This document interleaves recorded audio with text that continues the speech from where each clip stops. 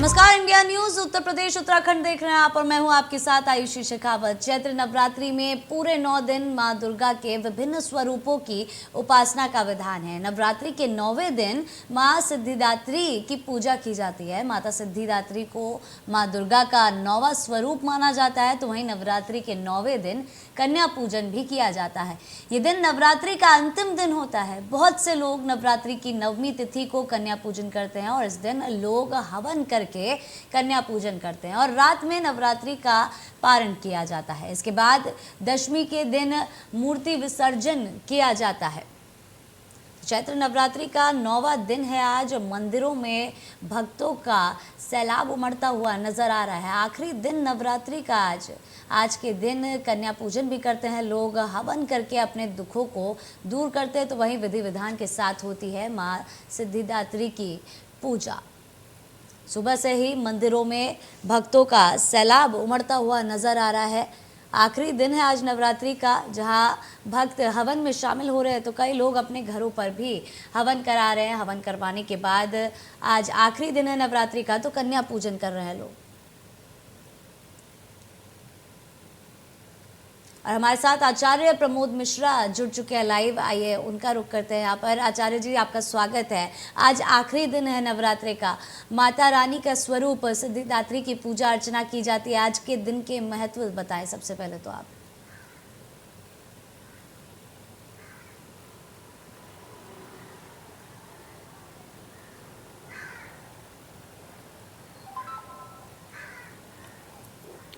जय माता दी।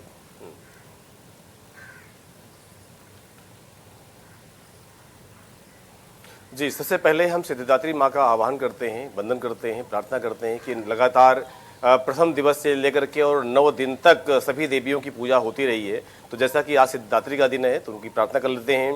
देवी प्रपन्नार्ति हरे प्रसीद प्रसीद मातर जगतोखिलस्य प्रसीद विश्वेश्वरी पाहि विश्वम त्वमीश्वरी देवी चराचरस्य। उस चराचर जगत की रक्षा करने वाली, चराचर जगत का ध्यान रखने वाली, उनका पालन करने वाली उस देवी को हम प्रणाम करते हैं, उसका नमन करते हैं, वंदन करते हैं, ध्यान करते हैं। साथ साथ आज हम जानेंगे कि इस नवरात्रि में जो 9वां दिवस होता है और 9 देवी में जो सिद्धिदात्री माँ हैं, उनकी पूजा का विधान कैसा होना चाहिए। आज हम किस विशेष उपाय को करें, किस नियमों को जानें, किस नियम के जानने से, समझने से, मानने से और उसका पालन करने से हमारा जीवन सकारात्मक होता है, आज इन सभी के बारे में जानेंगे। तो जान लेते सबसे पहले इस अंतिम दिन के बारे में, यानी 9वें दिन के बारे में। तो आज हम जिस तरह से माँ सिद्धिदात्री की पूजा करते हैं, पूजा का विधान कैसा होना चाहिए। जैसा कि हम नवरात्रि में प्रथम दिवस से लेकर के और 9वें दिन तक सभी देवी देवताओं की पूजा की हमने, कलश की पूजा हमने की, षोडश मातृका की पूजा की, सप्तघृत मातृका की पूजा की हमने, 9 ग्रहों की पूजा हमने की। तो बिल्कुल उसी क्रम से सभी देवताओं की पूजा करते हुए और आज हम भगवती सिद्धिदात्री की पूजा करते हैं। तो सिद्धिदात्री का अगर अलग से मूर्ति रूप में आप स्थापित करते हैं तो बहुत अच्छी बात है, नहीं तो दुर्गा रूप में 9 देवियों की पूजा निरंतर की तरह, नियमों की तरह बराबर होती है। तो सिद्धिदात्री यानी सभी प्रकार की सिद्धियों को प्रदान करने वाली, सभी प्रकार की रिद्धियों को देने वाली, सभी प्रकार की कामनाओं को पूर्ण करने वाली। इसीलिए इनका नाम सिद्धिदात्री इसलिए है कि यहाँ पर यक्ष, राक्षस, दैत्य, दानव, मनुष्य, देवता सभी इनकी पूजा बड़े विधि विधान से, बड़े नियम से, बड़े श्रद्धा भाव से करते हैं। तो जैसा कि आज हम जान रहे हैं कि हाँ कैसे पूजा करनी चाहिए, तो बिल्कुल उसी क्रम के अनुसार, जिस क्रम से हम पूजा कर रहे थे, उसी क्रम से पूजा करते हुए सभी देवताओं की अब हम आज सिद्धिदात्री माँ को पहले किसी पाटे या चौकी पर लाल वस्त्र बिछा करके और वहाँ पर हम माँ को स्थापित करेंगे, उनकी मूर्ति स्थापित करेंगे। और अगर मूर्ति धातु में है, पीतल की है, तांबे की है, चांदी की है, तो उस मूर्ति को हम किसी पात्र में यानी किसी बर्तन में, थाली में, परात में रख करके और स्वास्तिक या का माँ का जो चित्र होता है वो हम उसमें अंकित करेंगे, बनाएंगे और इसके बाद में माँ की मूर्ति स्थापित करते हैं। उपरांत जब स्थापना हो जाती है, वहाँ विराजमान कर दिया जाता है, तो यहाँ पर सबसे पहले हम आचमन आदि शुद्धिकरण, जल छिड़क कर शुद्धिकरण कर लेते हैं। फिर हम संकल्प करते हैं। संकल्प क्यों करते हैं, आखिर संकल्प क्यों करना चाहिए? संकल्प इसलिए करना चाहिए कि बिना संकल्प के कोई भी पूजा, कोई भी मंत्र जप, कोई भी अनुष्ठान पूर्ण नहीं होता। इसलिए पहली बात तो आपकी जानकारी भी अच्छी होनी चाहिए उस विधान में, विधि में। और अगर आपकी जानकारी अधूरी है, कहीं ना कहीं न्यूनता है, कमी है, तो किसी योग्य ब्राह्मण की सहायता भी आपको जरूर लेनी चाहिए। क्योंकि सहायता नहीं लेंगे तो आपके काम में अधूरापन रहेगा, काम की पूर्ति यानी पूर्णता नहीं हो पाएगी।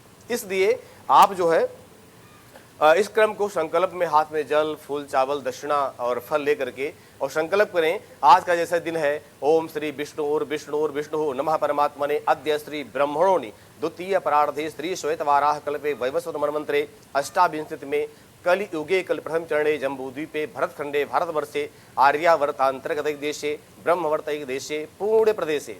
पुण्य प्रदेश का मतलब जिस प्रदेश में है हम, भारत में जहाँ भी हमारा निवास है या हम विदेशों में रह रहे हैं तो वहाँ भी हम जिस स्थान का नाम ले सकते हैं, जिस देश में है, जिस प्रदेश में है। तो पुण्य प्रदेश है। बौद्धावतारे भूर्लोके जम्बूद्वीपे भरतखंडे भारतवर्षे आर्यावर्तांतर्गत देशे ब्रह्मवर्त एक देशे। मान लिया कि आप दिल्ली में हैं तो आप बोल लेंगे दिल्ली प्रदेश से। झंडेवालान क्षेत्रे आरामबाग नाम ग्रामे प्राचीन श्री गौरी शंकर मंदिर प्रांगणी। ऐसा मैं इसलिए बोला कि मैं यहाँ बैठा हूँ, तो इस तरह से आप बोल करके इस संकल्प को आप पूर्ण करें। फिर अपना नाम, अपना गोत्र बोलें। आज का पंचांग क्या कहता है? मासा नाम उत्तमे मासे चैत्र मासे शुक्ल पक्षे नवम्याम। आज नवमी का तिथि है, नवमी का दिवस है, सिद्धदात्री का दिन है। तो आज नवमी का नाम लेते हुए नवम्याम शुभ तिथौ और रविवासरे, रविवार का दिन, भगवान सूर्य का दिन है रविवासरे। प्रातः काले, प्रातः काल का समय तो इसलिए प्रातः काल बोलेंगे। मध्याह्न काल का समय तो मध्याह्न काले, सायंकाल का समय तो सायंकाले। प्रातः काले सर्व कर्मे शुद्धर्थम, हम सभी कर्मों से शुद्ध होकर के और अब हम किस लिए बैठे हैं? उस शक्ति की, उस महाशक्ति की पूजा करने के लिए हम उपस्थित हुए हैं। तो हम बोलेंगे कि नवरात्र पर्वणि दिने नवम दोहे तिथौ उपरांत सिद्धदात्री दिने। तो इस तरह से बोल करके हमारा क्या गोत्र है, हमारा क्या नाम है, तो जैसे अपना नाम गोत्र बोल करके और उपरांत आप बोलेंगे कि मनोकामना सिद्धि हेतु महाकाली, महालक्ष्मी, महासरस्वती कृपा प्राप्ति हेतु भगवती सिद्धदात्री दुर्गा पूजनम महम करिष्ये। इस तरह संकल्प करके ये जो हाथ में, आपके हाथ में अक्षत है, फूल है, जल है, ये आप सिद्धदात्री माँ के सामने वहाँ पर विराजमान कर दें, यानी छोड़ दें। ये तो होगा आपका संकल्प। अब क्रम आगे बढ़ता है तो इसी क्रम से के अनुसार हम भगवती को पहले स्नान कराएंगे। पाद्योपाद्यम, स्नान के लिए अक्सर 4 बार जल दिया जाता है। क्यों? पाद्योपाद्यम यानी चरण धोने के लिए, हस्त्योर्घ्यम हाथ धुलाने के लिए, मुखे आचमनियम आंतरिक शुद्धि के लिए और सर्वांगीय स्नानम यानी पुनः गंगा जल का मिला हुआ जल फूल से, आम के पत्ते से या पान के पत्ते से आप उसके ऊपर जल का छींटा लगाएं। तो स्नानम, स्नानांते वस्त्रम, बिल्कुल क्रम वही है। स्नान के बाद वस्त्र, वस्त्रांते गंधम, उसके बाद चंदन लगाएं। चंदन के बाद अक्षत यानी चावल जो है चंदन के ऊपर लगाएं। गंधांते छतोपरांत पुष्पम पुष्पमाल्यम धूपम दीपम।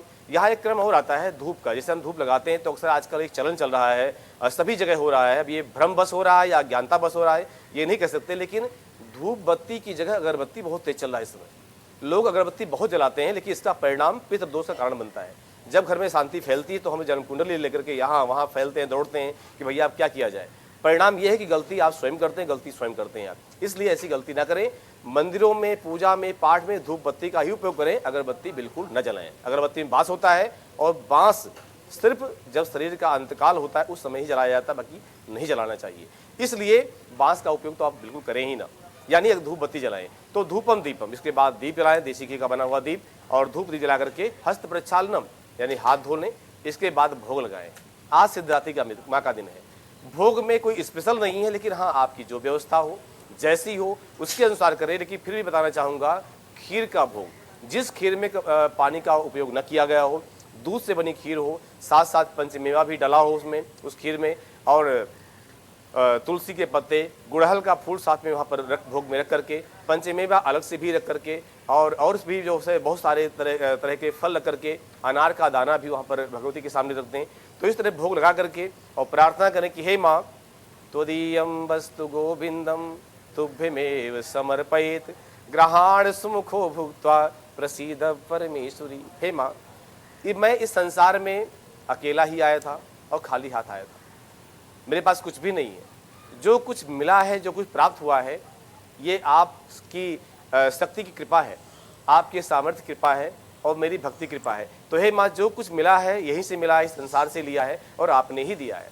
इसलिए ये भोग, ये प्रसाद, ये नैवेद्य आप स्वीकार कर दिए। और फिर है प्रसिद्ध परमेश्वरी, हे माँ मुझे आशीर्वाद दीजिए। मैं नित्य निरंतर भक्ति में रहूं, नाम में रहूं, आपके चरणों में रहूं, और आपके चरणों से मेरी दूरी कभी न बने। ऐसी प्रार्थना करते हुए हाथ में जल लेकर के और उस नैवेद्य भोग के चारों तरफ एक घेरा बनाएं। ऐसा माना जाता है कि जब घेरा बना देते हैं तो नैवेद्य पवित्र रहता है, शुद्ध रहता है। और 5 ग्रास मुद्रा, भोग लगाने की जो मुद्रा होती है, 5 ग्रास मुद्रा, ओम प्राणाय स्वाहा, ओम अपानाय स्वाहा, ओम व्यानाय स्वाहा, ओम समानाय स्वाहा, ओम उदानाय स्वाहा। इस तरह से 5 ग्रास मुद्रा से आप भगवती को भोग लगा करके आचमन जरूर कराएं। नैवेद्यांति आचमनीय जलम, उपरांत ऋतुफलम, फल का भोग लगा करके, और उपरांत पूगी फलम यानी पान के पत्ते में लौंग, इलायची, सुपारी, जावित्री, कमलगट्टा ये सब रख करके और एक बीड़ा सुंदर सा बना करके लौंग चुभो करके और ये आप अर्पण करें पान का बीड़ा। और पूगी फलांते द्रव्य दक्षिणायाम, बिना दक्षिणा के पूजा पूर्ण नहीं होती, ऐसा शास्त्रीय विधान है, वैदिक विधान है। तो आप यथाशक्ति परिमितम, जो भी आपकी शक्ति सामर्थ्य हो उसके अनुसार दक्षिणा जरूर चढ़ाएं। ऐसा नहीं कि भगवान ने आपको करोड़ों दिया है तो आप एक छोटे का सिक्का ढूंढ रहे हो, ऐसा भी न करें। आप अपने सामर्थ्य के अनुसार, शक्ति के अनुसार दक्षिणा भी जरूर अर्पण करें। दक्षिणांते मंत्र पुष्पांजलि, हाथ में विविध प्रकार के पुष्प लेकर के और अंजलि बना करके ये अंजलि अर्पण करें। ओम नाना सुगंधि पुष्पाणि यथा कालोद भवानी च पुष्पांजलि मया दत्तम ग्रहण परमेश्वरी। हे भगवती, ये पुष्पांजलि है, पुष्पों से भरी अंजलि, ये आपके चरणों में हम समर्पित कर रहे हैं। इस तरह से पुष्पांजलि अर्पण करते हुए प्रणाम करें और प्रणाम के उपरांत आरती करने का विशेष विधान है। और आज के दिन दुर्गा सप्तशती का 4था अध्याय माँ की स्तुति है, माँ की विनती है। और ये माना जाता है कि अगर 4थे अध्याय का पाठ निरंतर किया जाए तो धन का अभाव अगर जीवन में हो रहा है, जीवन में आ रहा है, तो धन का अभाव निरंतर दूर होता है। लेकिन विधान, विनियोग, संकल्प, न्यास, ध्यान और मंत्र के श्लोक शुद्ध होने चाहिए, स्पष्ट होने चाहिए। अगर आप नहीं कर पाते, किसी ब्राह्मण की सहायता भी ले सकते हैं, किसी पंडित जी की सहायता ले सकते हैं इनकी योग्यता अच्छी हो। साथ साथ 11वां अध्याय जहां पर सभी श्लोक आते हैं नारायणी नमोस्तुते, ऐसे श्लोक जो आते हैं 11वें अध्याय का भी पाठ आपको जरूर करना चाहिए। ये भी माँ की स्तुति है, माँ की विनती है, माँ की प्रार्थना है। तो इस अध्याय का पाठ करते हुए और अपने आप को, अपने कर्मों को, अपने विवेक को, अपनी बुद्धि को, अपने मन को माँ के श्री चरणों में समर्पित करते हुए और एक कमल गट्टे की माला या कमल के फूल की माला माँ को जरूर चढ़ाएं, माँ को जरूर अर्पण करें। अगर आप ऐसा करते हैं, इस विधान को करते हैं, नियम को करते हैं, तो श्रद्धा भाव भक्ति पूर्वक जब नियम किए जाते हैं तो वो नियम फल देते हैं, वो नियम फलीभूत होते हैं। और नियम अच्छे किए जाए, खूब किए जाए, लेकिन श्रम एव ही केवलम, मतलब उसको नियम से नहीं किया गया, विधान से नहीं किया गया, विधि विधान के साथ समझौता किया गया, कंप्रोमाइज किया गया, तो फल कभी मिलता नहीं है। इसीलिए हम लोग बाद में परेशान होते हैं और ये सोचते हैं कि आखिर हमने मेहनत बहुत किया, कर्म बहुत किया, लेकिन फल क्यों नहीं मिला। तो फल इसीलिए नहीं मिलता, कोई नियम से किया नहीं जाता है। तो आप भी ऐसा जरूर करें। बहुत बहुत धन्यवाद जी। जी बिल्कुल आचार्य जी, देखिए जिस तरह से आपने बताया किस तरह से विधि विधान से नवमी के दिन पूजा करनी चाहिए। ऐसे में सबसे बड़ा सवाल देखिए यहाँ पर अक्सर भक्तों के मन में यह आता है, अष्टमी के दिन काफी सारे लोगों ने कन्याओं को जिमा दिया है। विधानों के ऊपर, नियम के ऊपर, जैसे कि हम माँ की पूजा करते हैं तो हमें कौन कौन से कामनाओं के अनुसार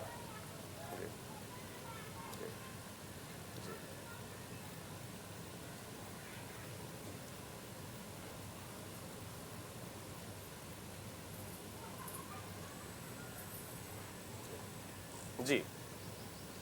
तो ये एक बात और है ना, जैसा कि अगर अष्टमी की तिथि के दिन कन्या पूजन लोग करते हैं तो अष्टमी के दिन कन्या पूजन करना कोई दोष नहीं है। अष्टम्याम नवम्याम चा चतुर्दश्याम च एक शेषा, ऐसा दुर्गा सप्तमी के प्रधानिक रहस्य में श्लोक आता है।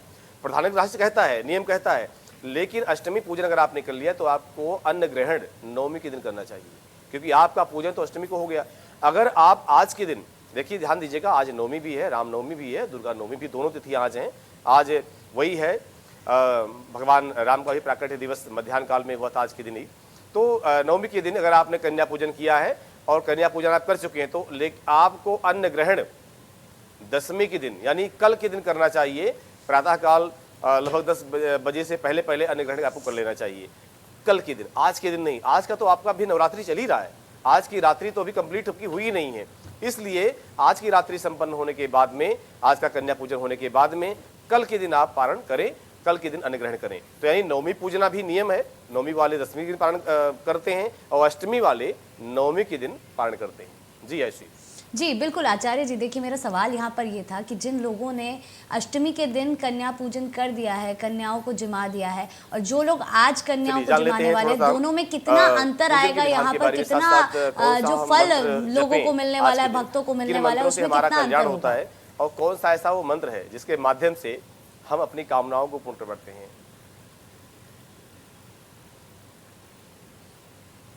जी।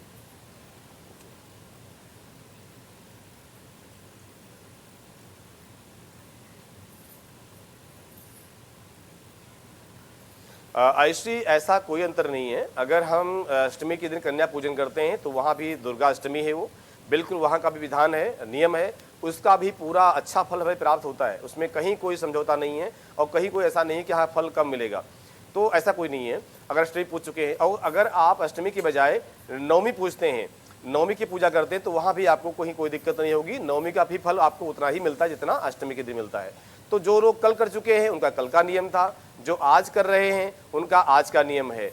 तो ये सब आप जरूर ध्यान दें, ऐसी कोई दिक्कत नहीं है, कल भी कर सकते हैं, आज भी कर सकते हैं। जी, आयुषी। बिल्कुल आचार्य जी, देखिए आप हमेशा बताते हैं उन लोगों के लिए भी जो लोग घरों से दूर रहते हैं, वो किस तरह से पूजा पाठ करें जिससे कि उनको ज़्यादा से ज़्यादा फल मिल पाए। ऐसे में आज रामनवमी है, 9वां दिन है, आखिरी दिन है नवरात्रि का, आज के लिए उनकी लिहाज से अगर देखें तो किस तरह से वो विशेष पूजा कर सकते हैं?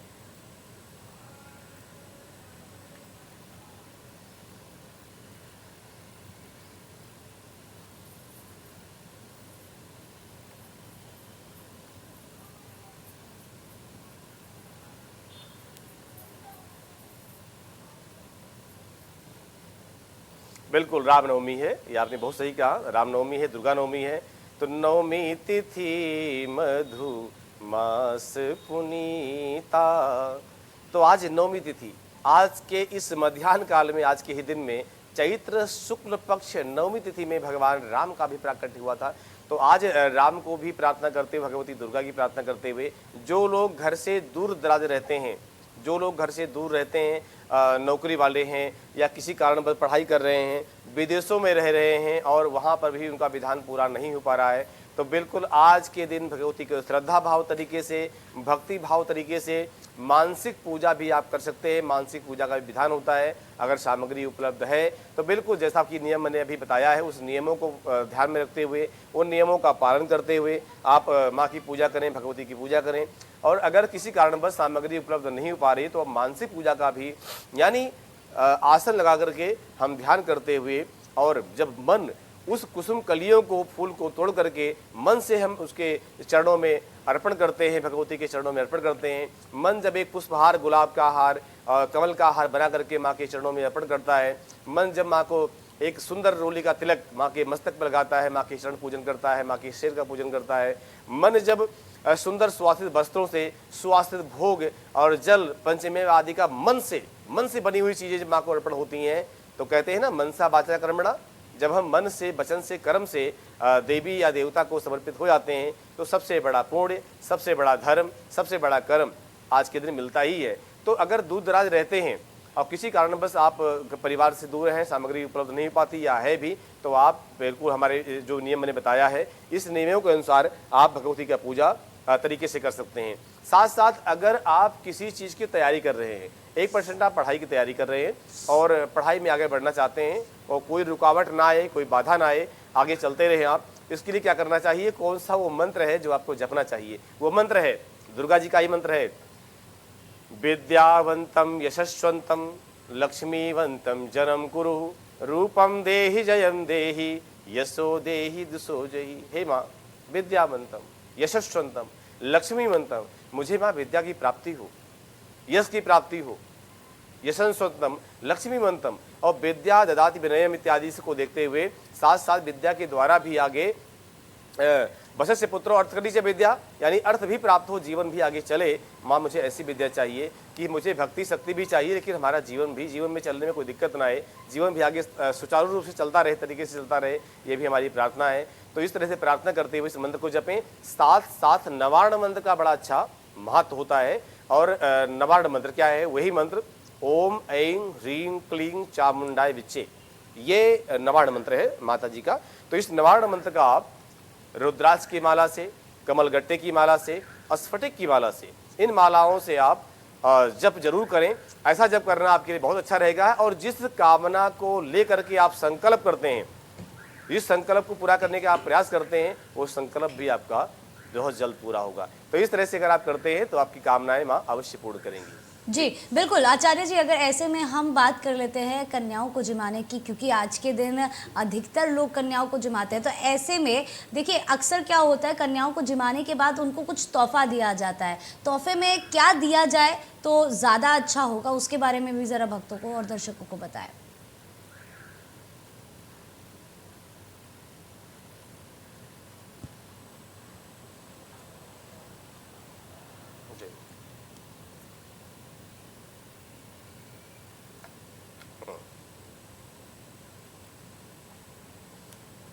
देखिए, आपका ये प्रश्न बड़ा सुंदर रहा है और इस प्रश्न के माध्यम से जो हमारे दर्शक हैं उनको बड़ा अच्छा लाभ मिलेगा, क्योंकि बहुत सारी चीज़ें ऐसी विडंबनावार चल रही हैं। तो आज के समय के अनुसार अगर देखा जाए, हम 1980 में 1970 में नहीं जी रहे हैं, 2022 में जी रहे हैं। तो विधि विधान नियम तो एक जैसा ही होता है, कन्या पूजन की विधि बिल्कुल एक जैसी ही है।